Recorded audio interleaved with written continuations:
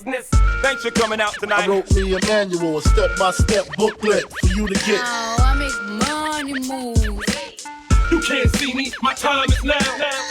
What up, guys? Welcome back to the Fitness Times Business Podcast, the show created to provide you with the practical and strategic advice to help you level up in fitness, business, your career, your relationships, and your life. My name is Joseph Mencel. I am your host, and I'm joined by a special guest in this episode of the podcast, Tim McKinnon.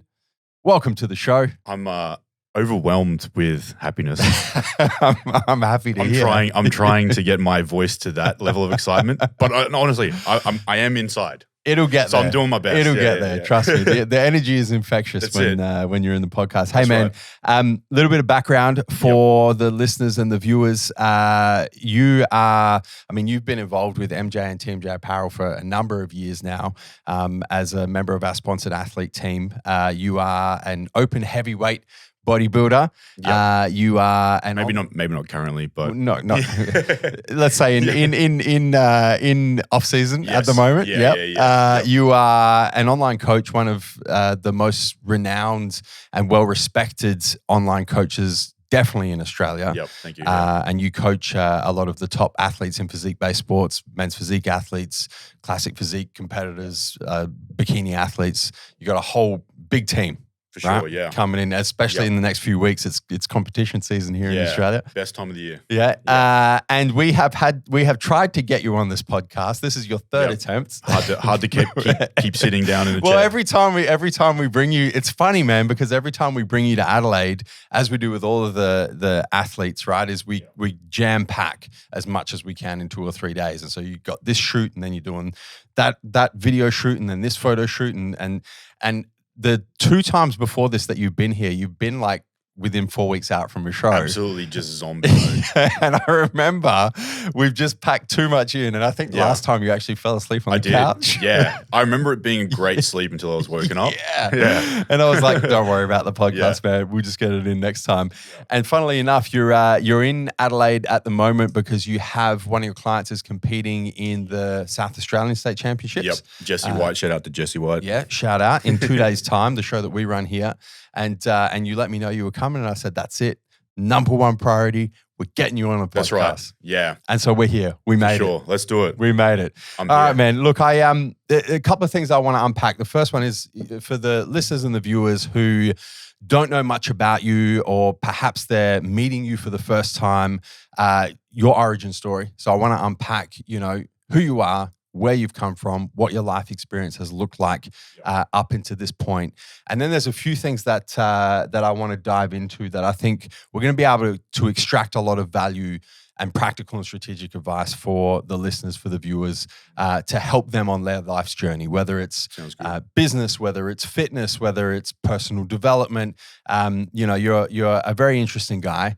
And and you and I have always gotten along very, very well. I mean, we haven't seen each other for not a couple of years. We kind of cross paths at shows and whatever. We haven't spent a lot of time with each other for a couple of years because of COVID and all the border restrictions and all that shit.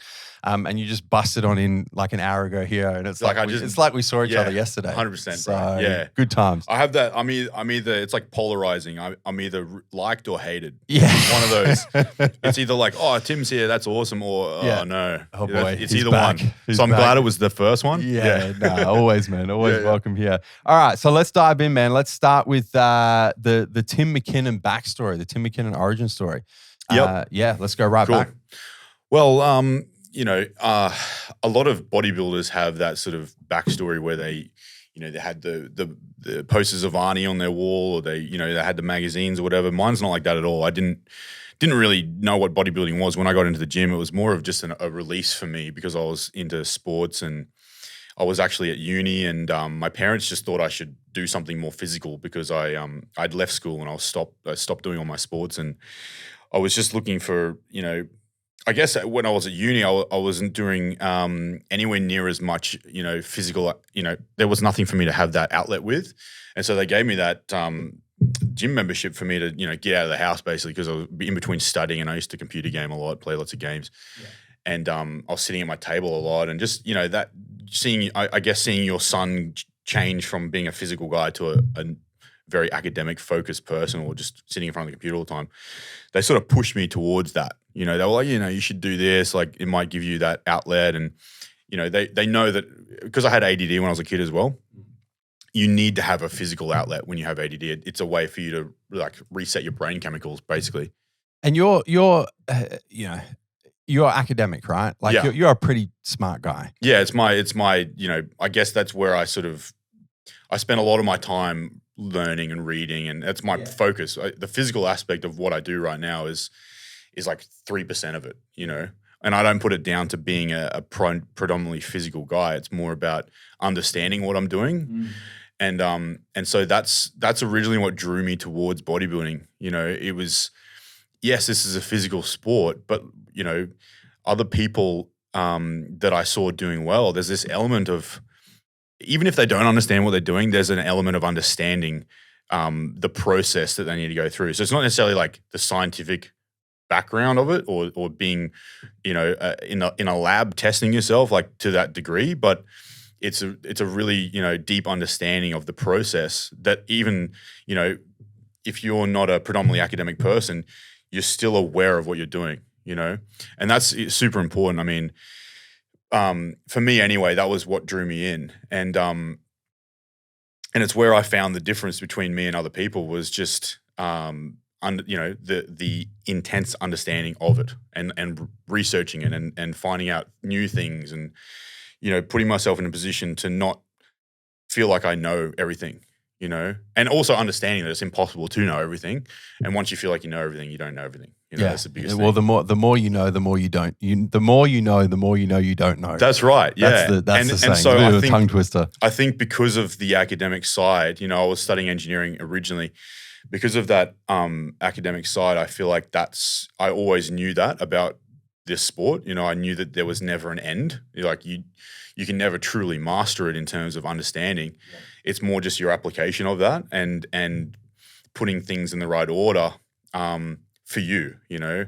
And that, to me, that's fascinating, and it still is. It's one of the funnest things about it is you take an individual, and they may be getting great results already, but you can implement little tiny changes just by understanding why, and it's just slingshots them forwards.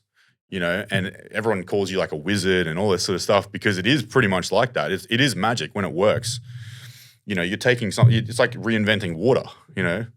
It's like water still hydrates you, but how can we make it? Maybe we can add some salt in there and you're more hydrated from that, you know. And it does act like magic sometimes because it's just, you're putting all these variables into one basket and the outcome of that is, it feels like magic, you know. Yeah. I think that the blend of the intellectual side of your personality and the athletic side of your personality, it's quite rare, but it kind of has made you the professional who you are, right? And it's made you the coach who you are, and it's you know, kind of what you built your business on the back of. Really, is kind of that blend of going, you know what.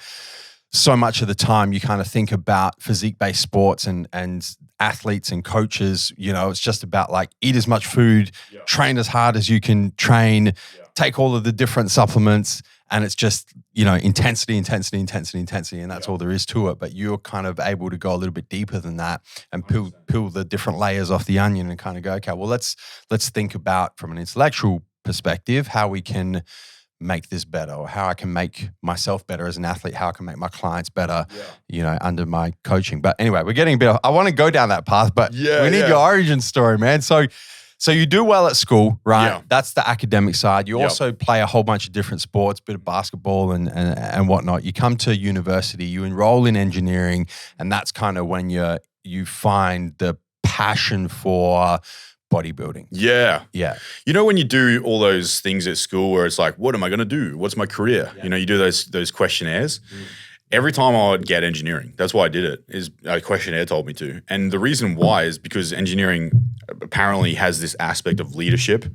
And so every time we do projects at uni, I'd be like the group leader. And I preferred that more than the actual engineering side. Like, I mean, yeah, building a bridge sounds cool, but like when you actually get down to the maths behind it, it's not really that cool, in my opinion. Well, I studied engineering. Yeah, well, as well, right? Yeah. And what did you think? I finished engineering, but I was attracted to it from the the analytical, logical, intellectual based thought process. Right. So like problem solving the situation. Yeah. So interesting thing with me, and a lot of the listeners and viewers know this because I've spoken about it a number of times. But so I studied two things at university. One was mechanical engineering, which was, as I just explained, that's what I was attracted to. The other one was the complete polar opposite. It was law, Right. which is definitely not opposite. Not Yeah. analytical, No. not logical. It's almost like you use a different part of your brain. And it's obviously very language based, whereas engineering is very numbers based. Yep. Law is very, how can you use language? How can Yeah, you manipulate 100%. language? That language is effectively, you're a wordsmith, right? It's your tool. But I really enjoyed the polarity between the two because it allowed me to kind of grow and develop and go, okay, well, I can use my mind in this way. And that's very useful for engineering, being numbers based. And then I can flip it and use my mind this way, right? And be kind of a wordsmith. But yeah, interesting. So you're studying engineering, you get introduced to bodybuilding. Yeah. And So then well, it honestly for me, man, like when I first started training, I couldn't lift 10 kilo dumbbells over my head. I remember that so clearly because you just feel like an absolute useless person. Strong legs, you know, always had sort of like that ability to train from sports and things like that.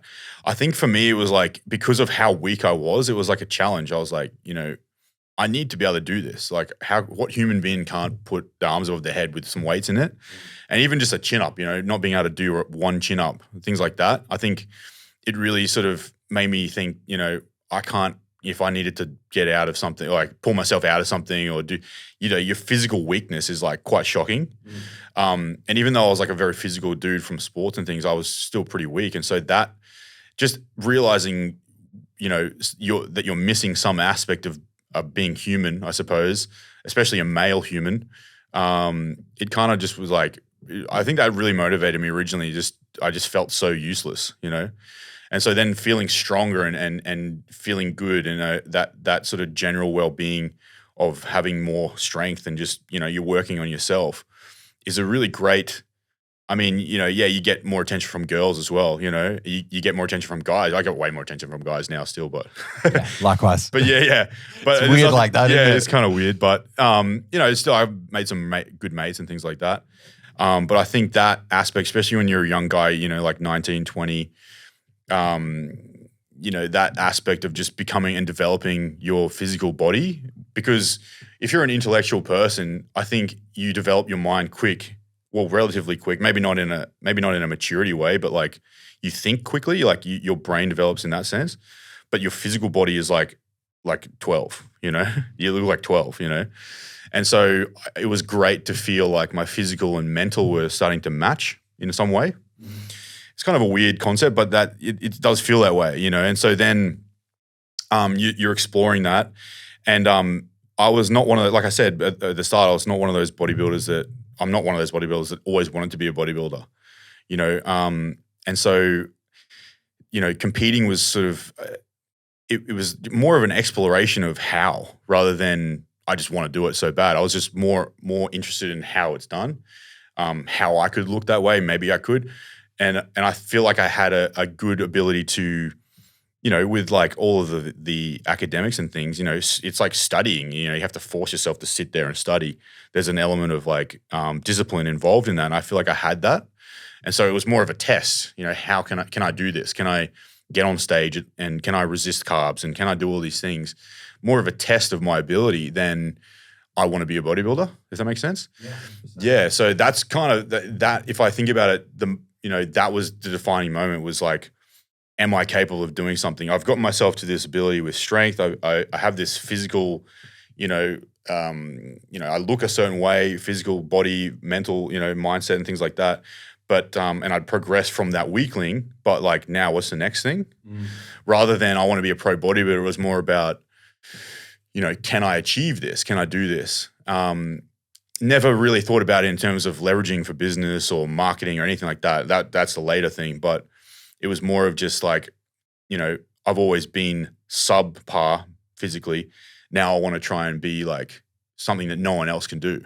That to me is like motivating, being different to everyone else. It's almost like you almost kind of fell in love with or became addicted to, probably a bit mixture of addiction. both. Yeah. To like the progression side. Oh yeah, absolutely. You know, like how much better can I get? That's right. How can I apply different pieces of theory or different pieces of knowledge, or and people who compete in physique-based sports. People on the outside, it seems a lot simpler than it is. 100%. Right? From the outside, it's like you go to the gym, you lift weights, you follow a diet, you do cardio, you get tanned. That's right. You put your jocks on, you step on stage, and you're a bodybuilder. The thing I would always get from like girlfriends and stuff is like, you already look good. Why do you need to keep training? Yeah, but then when you get into it, and a lot of the listeners and the viewers who do compete in physique-based sports would know, there's so many different it's insane things. There's so many different endless rabbit holes you can go down, right? And I feel like that's kind of what you got addicted to. 100%. Is it was like, how can I maximize this little 1%? And then, all right, now how can I maximize this little? And how many of these little 1%ers can I stack on top of each other to become the best possible version of myself? 100%. Yeah. And it's interesting, man, because so many athletes I talk to, and so many athletes that like you have been right at the top of like the top of the amateurs, just turned, a lot of people think 2019 you should have turned pro. Yeah. I'm one of those people. Anyway. That's right. It's coming. That was years ago. Yeah. And we'll talk a little bit more about your bodybuilding journey. But, someone who has the physical and genetic potential to get to your level, a lot of the time it is about the pro card. It is about winning the shows. It is about, that competitive side and how you're able to compete at the highest level. Whereas for you, it's never really been about that. No, not at right? all. It's been about how do I just become the best version of myself? Yeah, and if those awards, those placings, whatever, if that comes with it, then I'll take it. It's a bonus. It's like if you turn up to a show and there's no one there and you're the only one on stage and you get first, is it something to celebrate? Yeah. Maybe it is if you look your best and you put effort into it and it's your best to date, but you don't really have anything to gauge it off. So for me, it's always been like if I can stand on stage and say I did everything I possibly can, not like in a simple term, like I did everything, like followed the diet, didn't cheat, that sort of stuff, but like, did I smile the whole way? Was I a good person as well? Did I progress my business? Did I progress my relationships? Did I have a good time doing all these things rather than I was just a bodybuilder and I won the show, Because for me, like I said, I never really wanted to be a bodybuilder in that sense. Like I never really wanted to just say, oh, yeah, I'm a bodybuilder. So when people say, oh, what do you do? I never say bodybuilder. I always just say like I'm a coach or I am, I run this, I do this. It's not really like I never really see myself as that guy in trunks on the stage. That's like, it really is only one day a year that you're like that, or 5 days, whatever you're doing. But I think that's definitely what says, potentially what's different about me than some other people. Yeah. How do you? I'm interested to know, right? Because what advice can you give to somebody who finds himself at the other end of the spectrum, right? Where it's all about comparison to other people, right? It's all about I'm going to attach my self-worth to how well I do in a competition, or I'm going to attach my self-worth, and it doesn't have to be bodybuilding, right? It can be the corporate world. It can be the people running businesses who tune into this podcast. It can be different people in different businesses, right? That you kind of compare yourself to, and a lot of people fall into, and I've been guilty of this myself, right? You fall into the trap of attaching your self-worth to comparison to your peers. Right. And it's about, I need to be the best amongst my peers. Yep. What advice can you give to the listeners and the viewers who find themselves in that mindset to kind of pull it back to going, it's not about comparing yourself to others. It's about comparing yourself to previous versions of yourself. 100%. Yeah. And if you can compare yourself to, if Tim McKinnon can compare to the Tim McKinnon of 2020 and then the Tim McKinnon of 2018, and every year or 2 years behind, and you've progressed and you've gotten better and you've developed, that's the only thing that matters. Yep.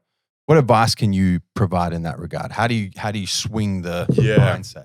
I've definitely struggled with that as well, and I think I've put a lot of thought into that. And what it keeps coming back to me is you will always find a bigger fish. Basically, there's always going to be someone who's better looking, richer, has more money, whatever. All right, that's the same as richer. Sorry, bigger muscles, richer in different ways. Richer in experiences maybe. But if you find one aspect of you that's good, that you like, or that you're known for, there's going to be someone that has more than that. More than you of that. So I think if you go chasing that, you're always going to be disappointed. There's going to be some aspect of that you can't control. Maybe you're the best in this town, but then you go to this town and there's someone better than you, or just has better resources or more time, or if you have a relationship and you've got kids and you work full time and you're competing against someone who has no relationship, no kids, and sits on the couch all day, well, they're potentially already advantaged. So you take one of those variables, someone's going to have more or a better situation than you always. You can't be the best possible. And if you devote yourself to being absolutely number one at one thing, then yeah, you're probably going to get there. But you have to be happy with sacrificing, X, Y, and Z in order to achieve this, And so the people I always look at, how they say success leaves clues. And if you look at the people that are the top in the world, the best in the world at what they do, like Jay Cutler and these other like Johnny Coleman and now Phil Heath and these guys that are really at the top, and you go back and look at obviously it's easier now with social media and things, you can see it's very obvious where they would be lacking in the rest of their life. Maybe not now because they've retired or whatever, but like you go back and look at their lives, what they were doing on a daily basis. They can't have kids. They can't do these other things with their life. They've got to be just one, and then it's like you still come third or fourth or fifth, and you still have that. The Jay Cutler that won that show was the best Jay Cutler at that point. So he's still beating himself. You know what I mean? So if you reverse engineer it, you get to that point and you go, well, he's still focusing on beating himself only. Because if he brings his best at focusing on that 100%, he's still going to beat himself, and that's what makes him win the show, rather than trying to beat Johnny Coleman. So it still works. Even if you focus on being the best at something or comparing yourself to other people at that one thing, it's still going to come down to you being better than your previous performance. Because if you don't, then you've already been beaten because you beat yourself. It's almost like it's a the way that I kind of think about it is the difference between kind of external validation and internal validation. 100%, right? yeah. Because if you focus on the external validation, which is comparing yourself to whatever you're going to compare it to, but it's outside of you. It might be a different person, a different business, a specific competition, whatever it is. You're forever going to be chasing the next best thing, right? And you're never going to experience proper fulfillment. You're never going to experience true happiness. You're never going to experience even satisfaction, because you're always going to be chasing something that is just a little bit out of reach. And it's interesting for me because, I kind of swing between the two, right? Because for me, the external validation and kind of chasing the different comparisons has been very fruitful for me, because it's almost like opened my mind up to what's possible, right? Is okay, I'm trying to beat this person in business, or I'm trying to beat this person in men's physique competitions or whatever it is, and I get there and it's like, okay, what's next? And what's next? And what's next? And that has been very productive for me through my athletic career, through my business career. But at the same time, sometimes I fall into the comparison as the thief of joy situation, right? And I kind of go, fuck, I'm never going to be as good, or I'm never going to be the external best. Yeah. And then I kind of pull myself back and I go, well, no, hold on a second. You're better than you were last year. Yeah. You're better than you were 2 years ago. You've progressed. And that's kind of, I guess, the internal validation of kind of going, well, it's about personal development. It's about improvement. Yeah. So that's kind of how I oscillate between the two a little bit. But yeah, and perhaps when you're doing that, you're actually comparing, or like you said, you're seeing what's possible. Maybe in that process, you're not necessarily comparing yourself to them. You're comparing yourself to what they're doing to get that. And so if you see someone who's where you want to be or that has what you want, instead of saying, I want that, you're saying, what did they do to get that? And I can do that, but I can do it better. You know what I mean? So you're going to end up better than them in your own way because you're doing what they did to get there, but you're doing that process better.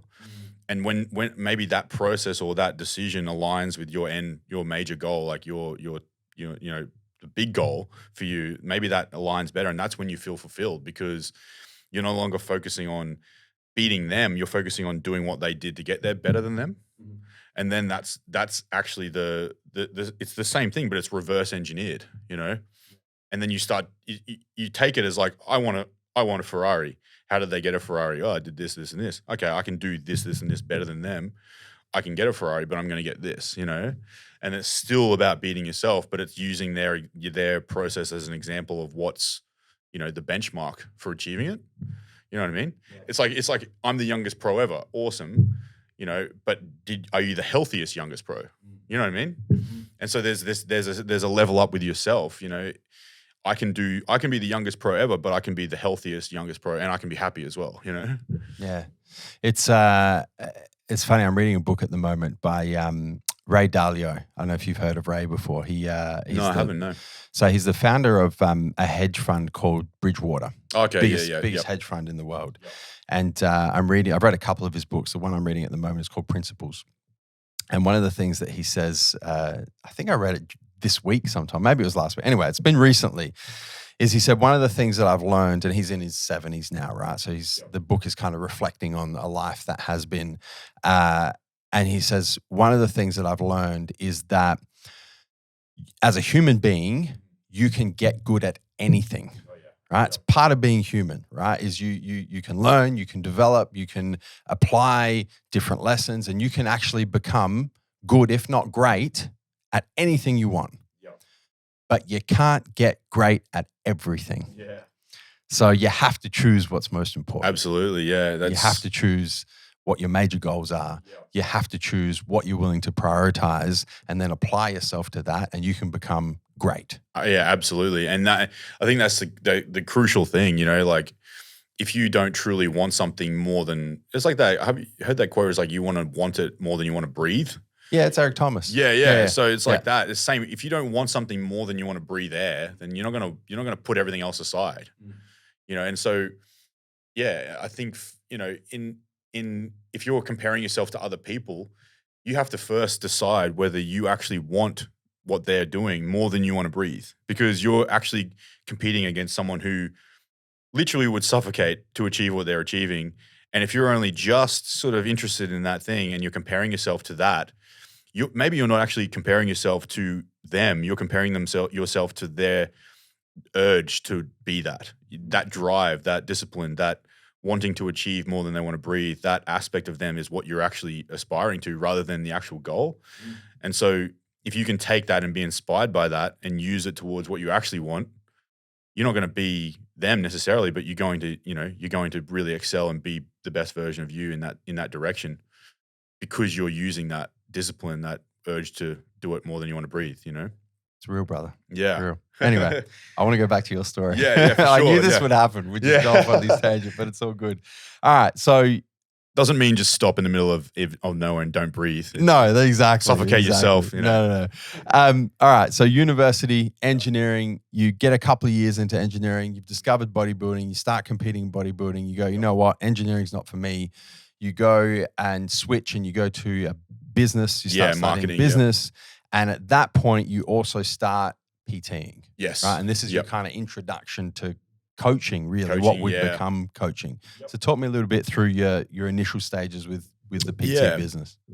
So I think, you know, part of being in that position was obviously I realized, you know, through going through engineering, doing those things, that I wanted to help people more than I wanted to solve problems. I wanted to help people and solve problems more than I wanted to actually, you know, just sit in a room and figure things out. You know, I actually wanted to work with people more than anything else. And I think that drove me to go, okay, well, I like fitness. I like being my best version of me, not necessarily bodybuilding, but I like what it's taught me. And I think a lot of people could, you know, benefit from getting to that point where they are their best versions. You know, I didn't really know what I know now. Back then, obviously, I didn't know how that all fit together, but I understood that I feel good doing this, and it's flowing through the rest of my life. You know, and that's the most powerful thing about physique development, or physical, whatever you want to call it, is it doesn't just stop physically. You know, there is a certain element of your mental and your, you know, your intellect, or whatever you want to call it, that you need to develop to be, you know, your body's only going to follow your mind. You know, so I think developing the mind and body simultaneously, or focusing on one at a time, but developing yourself entirely, but with the idea of being better physically, draws through the rest of your life. And I think that's what drew me to PTing, was because it was, okay, cool. These people, you know, let's say they're a stay-at-home mom or whatever it is. It doesn't necessarily matter what the goal is specifically, but if you're just focusing on being healthier, better, whatever it is, in any direction, you're going to be a better mom. That doesn't, you know, it's just plain and simple. You know, it doesn't necessarily mean you have to look amazing, but like, by doing this for yourself, you're going to be better at that. And I think that's what was really the passion for me. Just helping people improve their lives, you know. Obviously the bodybuilding coaching came further down the track because I started competing, got more experience, and it became more niched. You know, now I don't really deal with general population. It's more just athletes. But yeah, like I was terrible at PT, like had no people skills. You know, I was just yeah, man, I definitely wouldn't be doing a podcast. That's for sure. Yeah. Absolutely not. I'd just be like mumbling, or, you know, I wouldn't even be able to put a sentence together, to be honest.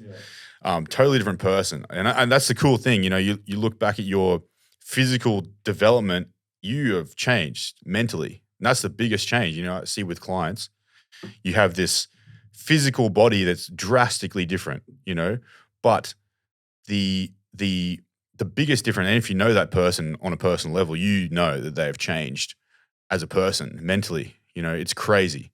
It's crazy the different, more confident, more passionate, you know. They actually seem more intelligent as well once you get a better physique, you know. So I think if you do it the right way and you're focusing on you being better, you actually develop in all aspects accidentally.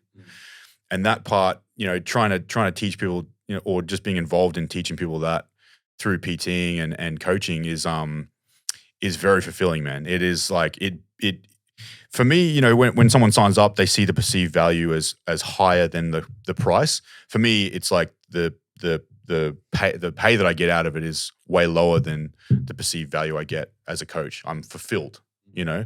So it's never been a monetary thing, and I think and I think in that sense, you know, it allows you to really push at what you're doing, because you're not driven by, you know, I need to get 30 clients or I need to have this much money. It's really just how many people can I help? You know, how influential can I be to this individual? Maybe they don't want my help. That's fine. But you don't see it as they don't want to pay for it. You see it as they don't want to be helped yet, you know, or they don't want to be better yet, you know. And so it's almost in its own way, it's a development of me again, because I'm then developing in a business way, you know, and I'm developing my own ability to, you know, let's say someone cancels or something. It's not a personal attack. It's just a statement of where they're at in their own lives, you know. And so that it's like a full circle, you know. I feed off of my clients, they get better benefit, and then I get the benefit, and then it's just this cycle. And in that way, you know, I just love it, you know. Absolutely. Yeah, you mentioned that when you started PTing, you weren't very good at the people side. Oh yeah, yeah. Right.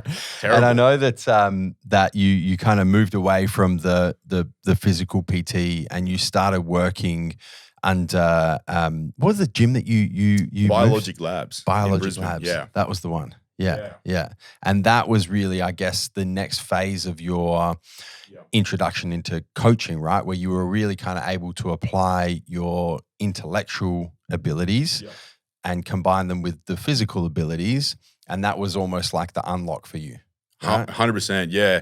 So what we used to do is, you obviously credit to those guys for teaching me this process, was the onboarding process of having a new client come in.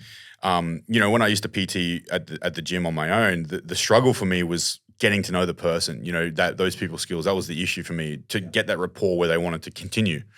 Whereas at this other place, it was the onboarding process was a very like in-depth interview with the client, you know, you go through all their biofeedback, all their lifestyle factors, you know, their physical history, their health, all these things that you can paint a picture. And through that process, you're getting to know this person, and you suddenly realize that it's no longer about being good at people. It's just about solving a problem. And so each individual person presents their own problem, and that really allows you, if you're an intellectual person, it sounds weird, but to treat each person like a problem. You know, you've got this new problem, you're trying to unpack the problem, figure out the variables that need, you know, optimizing, whatever it is, and then you use your intellect to come up with a solution for all those problems. And in doing that, you actually form really good friendships with your with these clients, because you're really going into the depths of them, and that is a very vulnerable position for these people. But through that, you're showing empathy, and you're showing a very deep interest in them, and that creates a rapport. So that accidentally is creating the rapport that I was struggling to find in the first place. Yeah. So it's kind of weird to actually say that now, but that was really what taught me how to, you know, first build rapport, but also use that process to create the solution to their problem. And that was absolutely like game changing. Yeah, 100%. And still use that sort of stuff now, you know. Well, and then you kind of you go from that to, and I mean this is like 2015, 2016 now, right? So now in 2022, you know, online coaching is like it's everyone's a thing, a coach, right? Yeah. Everyone's an online coach for something, but especially in physique based sports, it's like, you know, you've got like it's a thing now. But back then, you know, 6-7 years ago, it didn't really exist, right? You had like personal trainers, and you had personal trainers. Yeah. And that was kind of it, or it was right? like a scam, you know? You like click this button and you get get my ebook or some shit. Yeah, it was like that. Yeah. But 2016, I guess you kind of combine your life experience to that point, right? And you go, well, no, I can actually provide service here as an online coach, where I can, you know, apply the PT skills that I've learned. I can apply the skills that I learned at Biologic Labs in terms of, you know, breaking down people's barriers, really kind of getting to the root causes of what their issues are and help them fix them. And you set up as one of the first online coaches in 2016. Yeah, pretty much. I mean, what I was discovering, you know, as a PT, I'm sure a lot of people relate to this, maybe if they have PTs or if they've been a PT, is you might get great results while you're with the client. You know, you might see strength progression, you might see, you know, improvements in function of, you know, the skeleton, like the body improves from that physical training, but not a lot happens in, you know, their diet or their mindset. You know, nothing really changes. Like maybe they get a little more confident because they're training better and things like that. And you might be able to do some, you know, get some really good progress with someone who does follow some sort of diet. But for the most part, you know, there's that 80% of the time where they're at home or on their own that's not being accounted for. And that's what I was realizing is, you know, I'm limited in the results that I'm getting. You know, I'm promising all these things, and I know I can get them because I do them myself and I've seen them with people. But how can we get this person from training really hard in that 1 hour or 2 hours a week to using that same intensity with their home life and their diet and things like that to actually drive that progress forward and do it in a short amount of time? And that's where I come up with, you know, the idea of having a system, you know, for their entire week, you know, task lists every day. You know, if you do something, you check it off. You know, you've got this sort of general outline of what's expected to achieve something, and you either do it or you don't. You know, simple as that. And you've worked on that with your coach, obviously, to get the guideline. Yeah. And that was game changing, man. You know, crazy. Yeah. That was the unlock for you, yeah, right? 100%. And it's led to what you do still today. You know, is with all what you do professionally. Yeah, exactly. So. Yeah, and yeah, man, I'm still loving it. So yeah, still doing it. Absolutely. Yeah. I just want to take a little bit of a detour, right? Because during this time, you know, you started competing 2011. And you competed, well, the last time you stepped on stage was 2019. You tried to compete during the pandemic and things got cancelled. And I know the feels behind that personally. So it's not a fun time. But between 2011 and 2019, you competed in 28 shows. Yeah. So you competed a lot, man. Yeah, fair few shows. There's a lot of it's like 4 a year for that period of time. Yeah, we've kind of skimmed over your actual bodybuilding competing experience, but you are, one of the most seasoned bodybuilders in Australia still to date. Yeah, I definitely, can probably name on one hand the number of athletes that have competed over 25 shows. Yeah, and even some pros, man. Like some top pros never done that many shows before. Yeah. So you have a lot of actual competitive bodybuilding experience under your wings. But a few wrinkles. Yeah. You do something interesting in 2017 as well, right? Is you actually go and spend a bunch of time living in Thailand. Talk me through that a little bit. Okay, well, that's a detour. Yeah, man. Well, honestly, like that was originally a camp. It was a situation with my coach Chris, and he was setting up these, training camps, which is really, really cool. Like you'd go there as a group and you'd train together, and you'd spend your days in the gym, going to the beach, eating, just basically doing everything you need to do to progress, but doing it as a team. And that's some of the fondest memories I have, honestly. And we tried to recreate that on like there hasn't really been a camp since then, but we've tried to go there as a group and do things like that ongoing. And what it comes down to is just we didn't really understand at the time, but since going there nearly 8 times now, I think 8 times. The last time I was there, well, the time before the time I went last time, I was there for about 12 weeks and I started my prep there.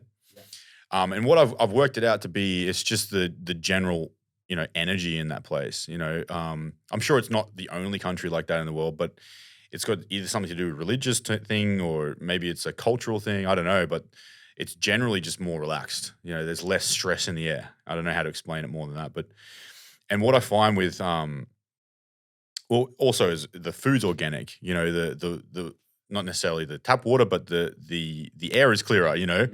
So there's a lot of things there that attribute to a healthier body. Stress being the largest factor of that. And just what I've found since doing those things is when you focus on these general variables, like the things that you don't really think make bodybuilding what it is, like, emotional stress. Like not many people, and I'm sure a lot of people out there go through these times in their life. When you're trying to promote physical development and look your best, leanest, whatever, you can't really have anything going on. You can't have emotional stress. You can't have like a work stress. You can't have, financial issues, whatever. You've got to be really focused on being as relaxed as possible. And so what I found was when I went to Thailand, that was the environment that I was putting myself in. Especially with the organic food and the sun and the weather and, just the general, just the breakdown of those variables that you overlook on a general, from time to time in Australia that makes bodybuilding optimal was being overlooked, So, yeah. I mean, there's not really more to it than that. Yeah, it's kind of it's generally just okay. So if you're let's say you're comp prepping, and you've got 20 weeks to do this prep, and you're following a diet. Obviously, you're following a training program, and you're going week to week. And there's emotional stress. There's maybe you can't afford this or you can't afford that, or you're spending more time at work and you're doing all these things. There's all this outside energy coming into your prep. And what was once a 20-week prep is suddenly turned into a 6-week prep because of life.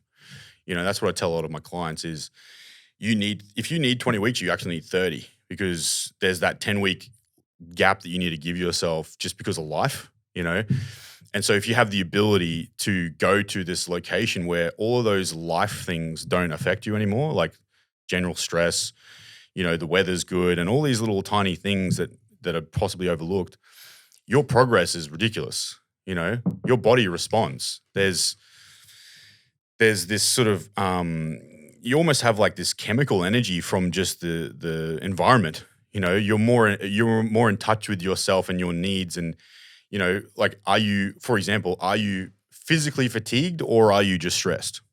When you have less physical stress or emotional stress or environmental stress, whatever it is, you can actually determine whether you need to have a deload week, or whether you need to get more sleep because it's clearer. There's no external influence. It's just, I can't train, you know? So for me, it was like an escape from, which is, I mean, it sounds like I'm running away, but like it was an escape from that hostile environment of Western culture where it's just like this sort of, everyone's in that rat race. Everyone's trying to be better. Everyone's trying to compare themselves. And so if you have the opportunity to go to these countries, I mean, you just went there recently. I did. Yeah. Not for bodybuilding purposes at all. Yeah. For a honeymoon. But complete opposite. You get what I mean? It's like you have that if you have that ability to experience this, you'll see that you'll have this perspective of Western culture and what we're trying to do in these, you know, in Australia, America, whatever. But it's not that that's wrong. There's nothing wrong with it. It's just having the perspective of it not being all that there is, and then focusing on what you need to do to be happy and fulfilled. And then suddenly you can try and recreate that same stress-free environment in your own environment here, and you get those benefits anyway, and you start focusing on what really matters. Like, you know, is this emotional trauma that you're going through going to affect you in 5 years' time? Maybe. So deal with it.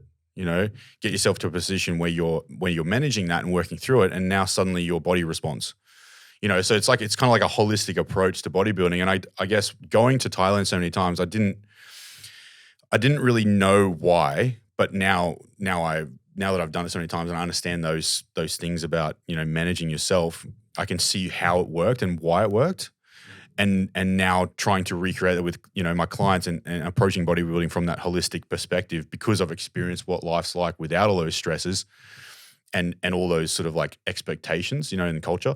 I can create a system of, you know, adhering to these things and making sure that you're in control of all those aspects, you know, biofeedback, but also your like psychological state, your mental state, your clarity or what you're doing.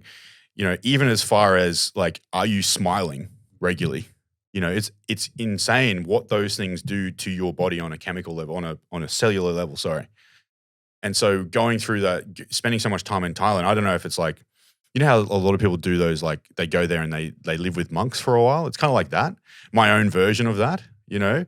So I guess having all those like spiritual experiences where I'm so like, you know, de-stress and just so away from all of this stuff gives you that perspective to then go, okay, that's where my body really needs to be. How can I create that situation for me with all of that stress around me, you know? And you kind of create that little bubble for yourself. You know, people are like, are you high? What's wrong with you? You know? But you know what that's like, you know? And when you get there, it's like you protect it, you know? You want to preserve it as much as you can. You would pay money to keep it, you know, because it's creating this environment where you're just super productive. You're almost as productive as usual. You know, when you're stressed, you're productive, sure, but you're as productive as that, but you're smiling while you do it. And then suddenly you find a new level, you know, and you just keep going. And that, man, when you get a client, or even with myself, when you get to that point physically where you have gone through all this crap and you're still smiling, you just find this new level physically. It's crazy because your mind, it's like, you know, you hear those stories where people like, you know, they're lost hiking or something and they're wounded, or they break a leg or something and they're crawling through the valley and they're like, oh, I'm about to die. And then they have this sort of spiritual experience and then they find a new level.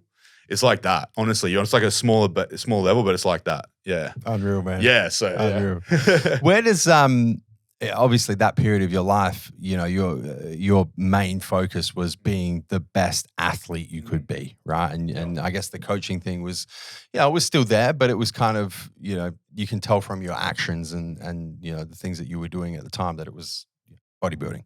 Yeah, sure. Where are you at now? Yeah, so I'm at a position where I have nothing to prove to myself with my competing. I will compete again, definitely. Like that's 100% happening. When, I'm not sure. For me, like I said, I never really wanted to be a bodybuilder or you know, live like a bodybuilder or any of those things. And I think proving to myself that I can do something at a certain level satisfies my urge to do it continuously, you know? So it's like I don't know, a very good example. There's not many very good examples. It's like learning to play the guitar, you know? Once you've learned to play the guitar, but do you want to play in a band? Maybe, you know what I mean? Do you want to go to that next level with your hobby or your interests once you already know you can do it, or the time that you know you need to put into it is now the decision. Not necessarily can I, it's do I want to, you know? And so like for me right now, it's like, okay, I've been selfish for 11 years technically. Like I've definitely been a team player in my business, but not to the extent that I want to. And so for me right now, it's like, can I do the business thing? So my priority is like telling myself that I can get to that level with my business and the other aspect, like my relationships, my friends, my, you know, these other things that took a hit when I was trying to be the best at something else. You know, I'm prioritizing those to basically convince myself that I can do those things to the best that I can without that other interference. So it's like we were talking about before, if you compare yourself to people that are the best at this, you have to want to be the best at this and only. You can't be balanced, you know? So now I'm trying to go like this way in a business sense rather than this way in a bodybuilding sense. So for me, it's like competing still on the cards, but the idea of bringing people through that process at a top level, I guess excites me more, you know? Teaching people how to go from, you know, top amateur to Olympia stage, that would be, you know, it's a test for me. It's a challenge, you know. It's another challenge that I haven't fulfilled yet, and I feel like that's the next thing, you know, is bringing myself to that level of coaching, and proving myself that I can do it, you know. It's interesting because when, you know, we talk about you can get great at anything, you can't get great at everything. Right. And I think, you know, we spoke a little bit about kind of reverse engineering a little bit earlier on, but if you kind of reverse engineer that, it starts with, and you've kind of demonstrated this at different phases in your life, right? It starts with, all right, let me get very clear on what is most important to me right now. Yeah, right? the ultimate goal. What ultimate goal, right? What do I actually want to attempt to get great at? And once you have clarity around that, you then can kind of step it back and reverse engineer it, and you can start to look at your daily actions and your daily habits and your daily routines, and you can put them through the qualification of, do these things align with the thing that I'm trying to get great Absolutely, at? yeah. Right? So once you've got the ultimate goal, is the way I conduct myself on a daily basis aligning with achieving that ultimate goal? Am I doing what I need to do each and every day to put me on the path to become good, if not great, at this one thing? Yeah, that's a good way of putting it, yeah. But it needs to start with clarity around what that one thing is. Exactly right. And I think a lot of the time, especially, you know, this is kind of, we're getting away from physique-based sports and more into the personal development space. But I think sometimes, you know, I see in the personal development space, people lack the clarity around what they're trying to be really good at or really great at. Yep. And it's like, well, I want to be great at this, and then I want to be great at that, and I want to be great at that. And those things don't align, and therefore their daily actions, habits, and routines are all over the place. Exactly, yeah. And it's like, well, if you kind of, you know, you take a little bit of a snapshot of what you're doing on a daily basis, and it doesn't really align to anything. You're doing a bit of this and a bit of that and a bit of that, and you become a jack of all trades, master of none. Exactly. So I think, you know, having that, and you've kind of shown through your experience, right? For you, when it was bodybuilding, it was bodybuilding.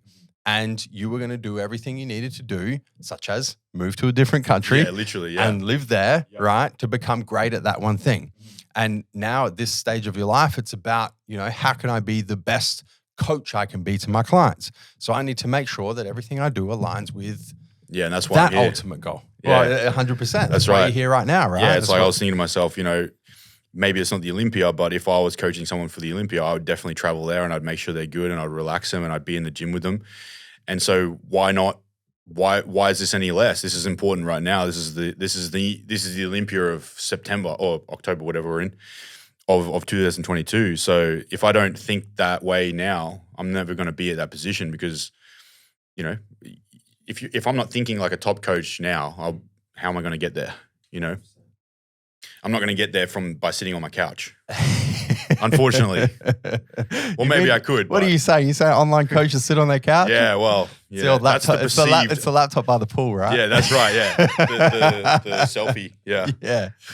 Man, I want to ask you about confronting the fear of change, right? Because you have kind of made some pretty big changes from when you're pursuing, we've spoken about the different focuses of your life at different points in time, being the PT and then being the bodybuilder and then being the online coach. And, you've kind of been able to, I guess, reinvent yourself or at least change your ultimate goal a number of different times already, right? And you're still pretty young. You're 31 years old and you've done it, at least 3 times, what we've already discussed in this podcast at least.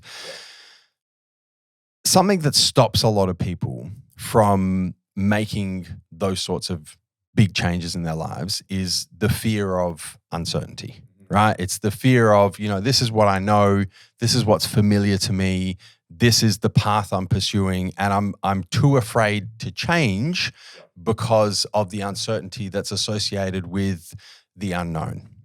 How have you been able to confront that fear of uncertainty and that fear that's associated with change to allow you to reinvent yourself and change your ultimate goal from time to time? That's a really good question, man. I think for me, it's like there's a fear of being like not fulfilling a potential. That I think that fear is greater than the fear of the unknown. I think that it's not that I don't have that fear. I definitely constantly go, why am I doing this? Is this the right thing to do? Constantly doubt myself. It's normal. But I think the fear of not doing it is greater. It's like if you had you're about to skydive, and you're scared of jumping, but there's a big line behind you. Which one's greater? Suddenly you're just going to jump, aren't you? So it's like that fear that's pushing you forwards is greater than the fear that's stopping you. That's all it is. So I think where people go wrong is that they're not necessarily it's not that they don't have the confidence or the self-belief to push forward. It's that their fear of the fear of the alternative isn't greater than the fear of the unknown. And so you got to get yourself to the position. For example, you might be completely happy with where you're at and there's absolutely nothing wrong with that, which means that there's no fear of that outcome not happening. And so the fear of the uncertain isn't going to be beaten. So it's simple math. It's 1 + 1 doesn't equal 5, so you're not going to move forwards. It's the balance of fears. It's balance of fears. Let me ask you a follow-up question. Yeah. What's your biggest fear? Being average. Yeah. Okay. Fear of regret, fear of being average, living an average life. Having, fear of just existing for no reason. That's totally just blows my mind, Because you start to think about, your existence and what's the point of all this stuff? And then you think to yourself, if there's no point to it, well, I'm going to create one, If I don't have a reason to be here, I'm one of 7 billion or whatever, then I'm going to have to do something cool. Otherwise, there's no point, I got a couple of ways so my ultimate fear, I'm obviously we all have these spiders. Not here to fuck spiders, man. We all have these little fears, right? Like fear of failure, fear of other people's opinions, as we just mentioned, fear of change, fear of uncertainty. Yeah. We're all human, right? It's built into our DNA. Yeah, of course. It's like survival. 100%. It's a survival mechanism, right? That's why we fear things. To kind of go in the, we come up against something and we're afraid of it and go, okay, no, that's wrong. Let's go back in this direction. Oh no, shit, there's something over there that we should be afraid of. It goes back to when we were cavemen, right? And we come up against lions, for example, right? Yeah. The fear is there to protect us. And we all, obviously, it's part of our evolution. It's part of our DNA. We have these little fears. I only have one major fear. I'm interested to hear what this is now. I'm only afraid of one thing, regret. Yeah. Okay. Cool. Yeah, that's it. I feel that. That's it. And I do this thing. I mentioned this in a couple of episodes ago. I meditate on my mortality, right? So I will, whenever I come up against one of these smaller fears, right? I'm about to try something and I'm afraid of failing, or I'm afraid of what other people are going to say if I'm going against their opinion, or whatever the little fear is. I go, okay, you know what? Let me meditate on my mortality. Let me put myself, you know, I'm at the end of my life and I'm taking my last few breaths. And I ask myself, I'm getting goosebumps here. And I ask myself Oh, questions, yeah. right? Ask myself questions, right? At the end of my life, I look back, am I going to be happy that the fear of failure prevented me from trying something that I really wanted to do? Or am I going to look back and I'm going to go, I was really afraid of failing at that, but I gave it a shot anyway. And it either worked or it didn't work. I don't know what the outcome's going to be, but I'm really proud of myself that I actually went and did it in spite of the fear of failure, right? With no regrets. To me, whenever I ask these sorts of questions, it always comes back to, I want to get to the end of my life and I want to have no regrets. It's the one thing. If I get to the end of my life and I have regrets, that's my ultimate fear. That's the only thing. It's like a sinking feeling. It's like empty. 100%. Yeah, it's terrible. Yeah. And that comes back to what you're talking about, where it's the balance of fears, right? Is if I stack my fear of regret up against any other fear. Yeah, it wins every time. It's by far. And it doesn't just win, it fucking destroys. Yeah, absolutely. Destroys. Yeah. So that's one of the tools that I use. The other thing that I think about, you mentioned that you're 1 in 7 billion people.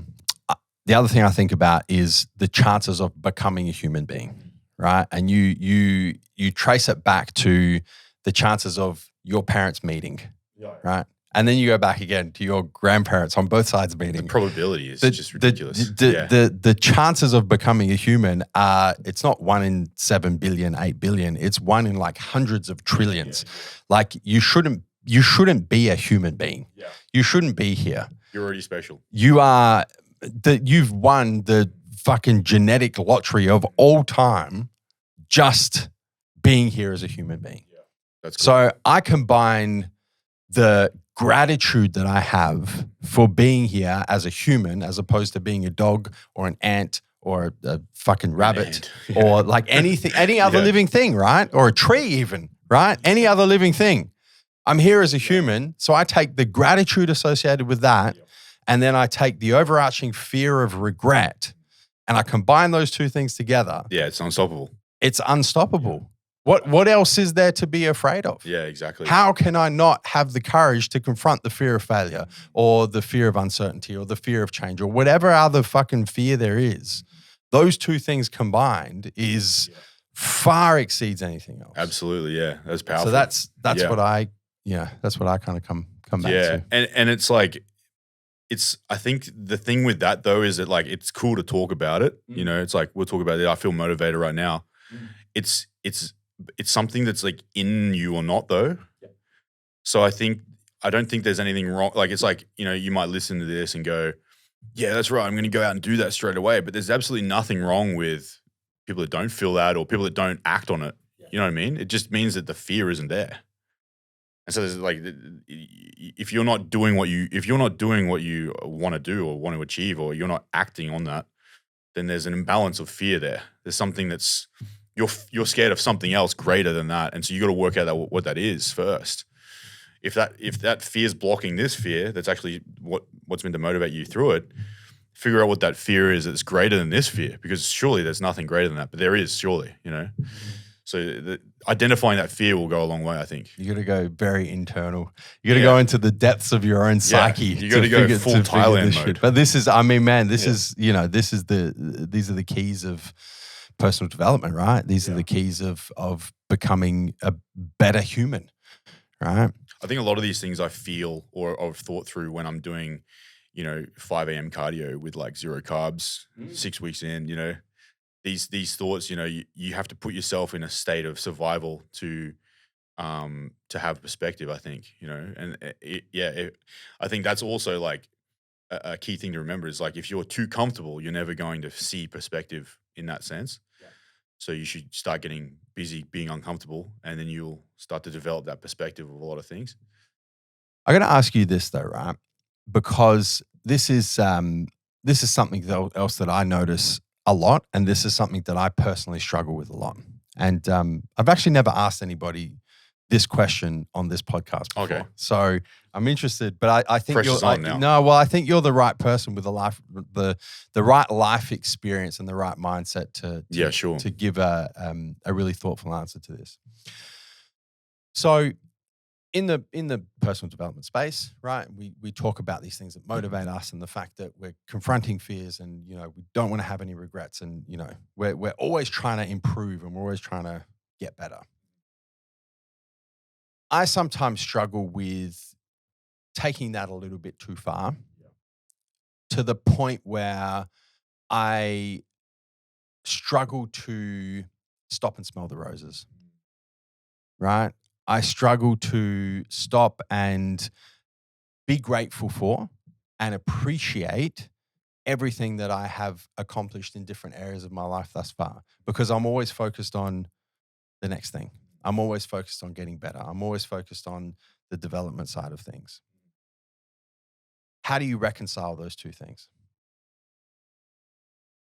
So how do you slow down? So if you, I guess, yeah. So you're saying, okay, you've got this fear of, Because I can't switch it off. This is my problem, right? I can't switch it off. I'm always thinking about no regrets, right? I'm always thinking about meditating on my mortality, right? I'm always thinking about how grateful I am that I'm here as a human being as opposed to a cat or a tree. yeah. Would you regret not slowing down? That's a good question. So I think maybe there's Turn it on its head a little bit. maybe there's a situation where you're working at the exact right rate that you should be, and so the fear of regret that you have that's instilled in you isn't coming into play because you aren't going too fast. Maybe you need to go quicker. You're not in a position where you're feeling like you need to slow down because you're not, or at least you're not recognizing that you are going too quick or anything like that. So you're not actually in a position where you're afraid of not experiencing those things. You know, maybe that's not a regret that you have or may have. You know, so that's a really good question. I don't think it's about slowing down necessarily. I think it's about figuring out what it is that you need to make sure you enjoy. You know. Maybe you're already having the best fun ever and there's no imbalance there, you know? I think someone like yourself will know that or maybe in a relationship situation, you'll be told, you know what I mean? Like other people will make it obvious to you. I don't think it's necessarily your responsibility entirely for that, you know, because if you think about all the things, like if I think about all the things that I'm responsible to and the things that I need to keep, you know, that thing about the plates spinning, you keep all these plates spinning and that's what makes you happy. If I think about all the plates like family, relationships, you know, work, bodybuilding, all these things that I need to keep going forwards. And sometimes I keep one going a little quicker than, you know, I think Nathan touched on this on his podcast, same thing.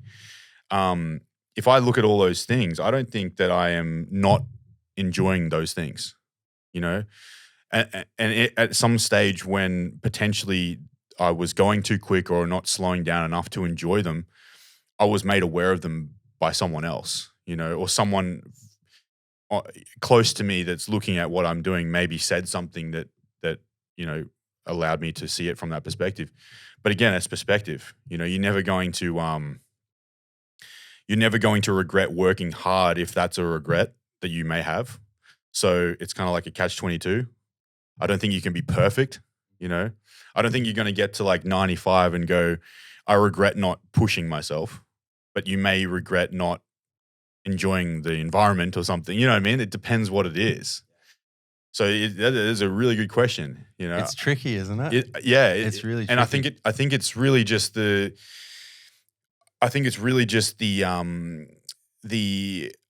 if you look at like how you spend your time, you know, it comes down to if you added up all the minutes in a week, you know, are you spending those minutes wisely or are you spending them like, you know, can you account for all of those minutes perfectly? Are they being used for something either, you know, for that thing that's pushing you forward or for this that's slowing you down? You know, are they wise choices?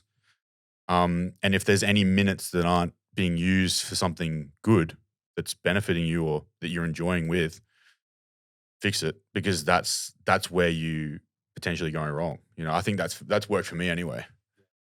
You know? The spinning plates analogy is one that I have used a lot and used very successfully. You know, the I call it micro obsession, macro balance, right? And the micro obsession is spinning the particular plate at the time, right? So when you're preparing for a show, right, the micro obsession, the plate you're spinning, you're putting all your, not all, but most of your effort, most of your energy into preparing for the show, right? But you've got the other plates are still spinning, but you just focus on this one. Then the show's over. You go, okay, you know what? Let me just put that and let me go and pick up the relationships plate or the business plate, right? Because now that demands my micro obsession. So the micro obsession is focusing on the one plate at the time.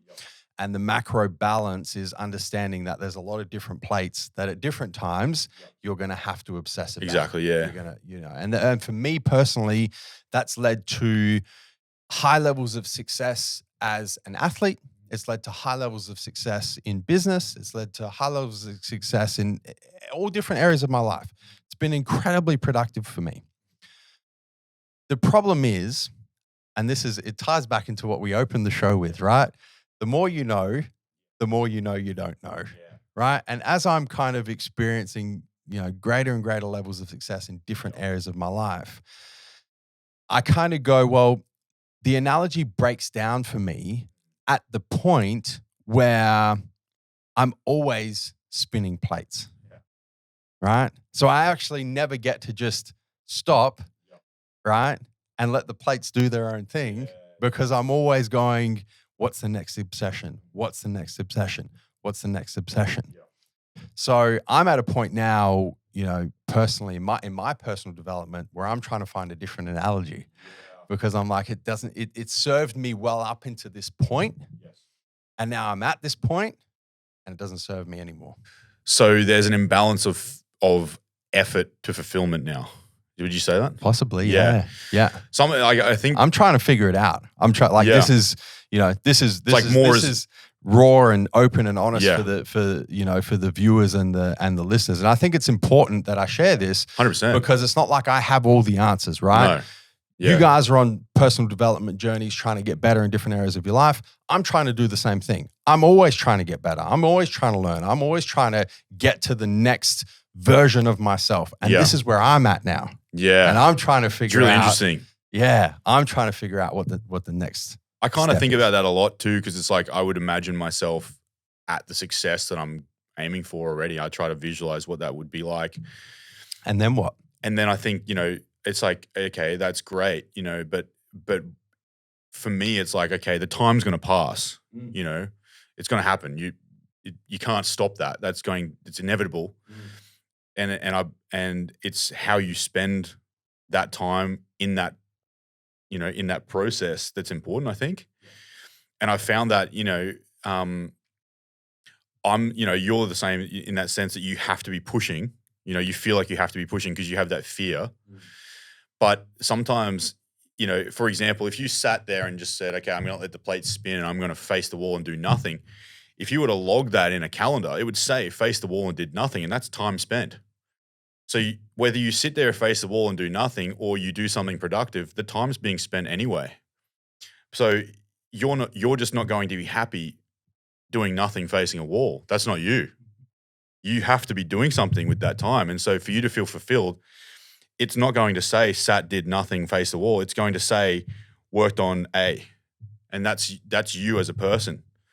Other people can come home and like you said, the more you know, the less you don't know, whatever it was. It's a tongue twister. But it's like, you know, it's like, you know, if I think about my my family or families I knew growing up, you know, the dad would come home, he'd work 9 to 5, he'd come home, crack a beer open, stand on the front and just do nothing, you know.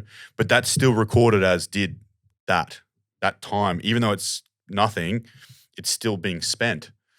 So it's like work out what it is that you want to spend your time on because you're not getting it back. And that's when you're smelling your version of smelling the roses is working tirelessly on something. There's absolutely nothing wrong with that. I don't think there's anything wrong with that. Yeah. I think, ultimately it comes back to core values, right? That's right. It comes back to what's most important to you as a person. And we're all slightly different. We're all unique in our own little different ways. Right. And we're all, driven by certain things. We're all afraid of different things. And I think, the more that you can kind of align with inherently the way that you are wired, the happier you'll be and the more fulfillment you will experience throughout your life. 100%, bro. And I was just going to ask you, did you relax in Thailand? I tried to. Yeah. I tried my best. Did you? So it's like you're trying to be the best at all these things. Were you the best at holidaying? Nah. No? I could have done better. There's work there that needs done. Yeah. I could have done better. That's awesome. Man, one last question for you. What's next? Okay, so for me, I want to take athletes to the top. I want to coach people to top level. I want to have athletes on the Olympia stage in physique-based sports. In right? physique-based sports, that's your niche now. That's what I want to do. That's your ultimate goal. That's it. Yeah. And if I get to that, when I get to that point where that's my focus, competing will no longer be.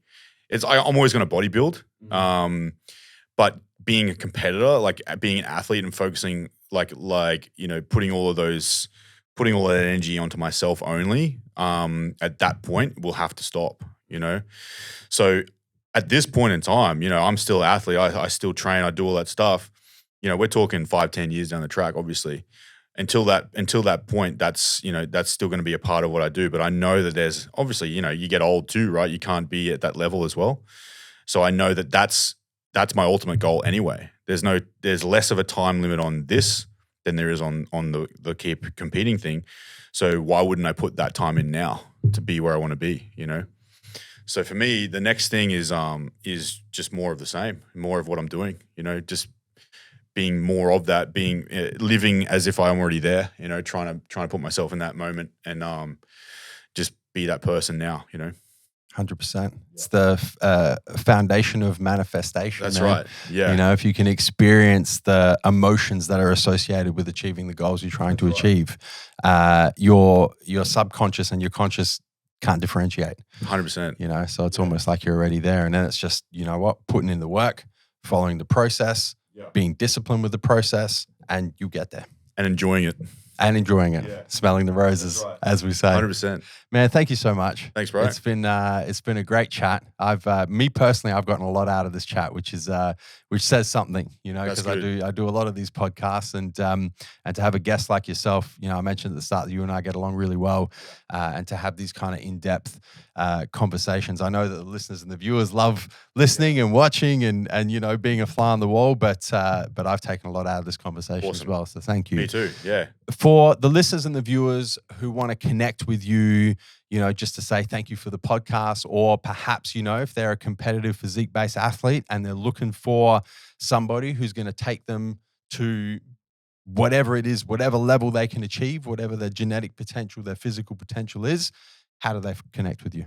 At the moment, it's just Instagram. So Tim McKinnon. I think it's Tim _McKinnon 91. Tim _McKinnon 91. Yeah. Tim _McKinnon 91. 91 was the year you were born. He's right. Yeah. I haven't said my Instagram handle in a while. So yeah. I think if you just go to Instagram and just type in Tim McKinnon, you're going to come up. Yep. And if there's a few that come up, it's the one that's got 91. Yeah, I'm the original. You're the OG. Maybe you should change it to like Tim McKinnon OG. Change the 91 out. Something easier. Yeah. Well, guys, make sure that you go and connect with Tim. As always, if you guys have enjoyed this episode of the podcast, if you've taken some value from it, if you've just enjoyed listening to Tim and I have a chat, the one thing that we ask in return is that you guys share the show, share it person to person. Next time conversation comes up at the dinner table or wherever you're at socially, and people are talking about Netflix shows, and they're talking about movies they've listened to, and they're talking about podcasts they've listened to, drop the Fitness Time Business podcast 100%. In there. And one way that I personally really enjoy seeing you guys share the show is to take a screenshot right now of whatever podcasting platform you're listening to, Spotify, iTunes, whatever. Take a screenshot, post it in your Instagram story, tag me in it at Joseph Mencel, tag Tim in it at Tim_McKinnon91OG. No OG. No OG. Not yet, anyway. Well, it might be after this. Yeah. You go change it right away. And Tim and I will see those story shout Yeah, outs that'd be cool. and we'll repost as many of them as we possibly can. But I really enjoy seeing that. Yeah, it's cool. It's a really cool way to kind of spread the word. Tim, thank you once again, man. No worries. Really appreciate it, and super happy to finally have you on the podcast. Yeah.